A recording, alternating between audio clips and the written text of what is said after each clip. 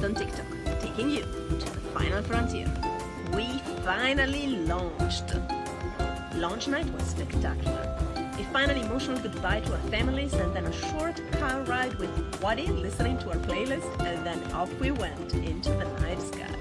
People told us our launch was beautiful. What do you think? Less than 9 minutes of a wild ride into orbit, peaking at little over 4 Gs at the end, and then wait was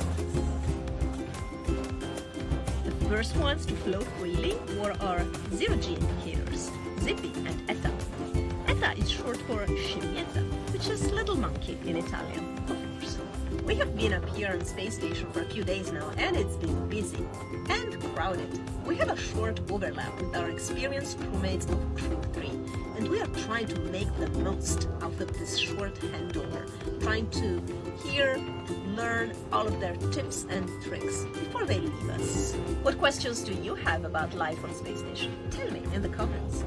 And remember, follow me to boldly go where no TikToker has gone before.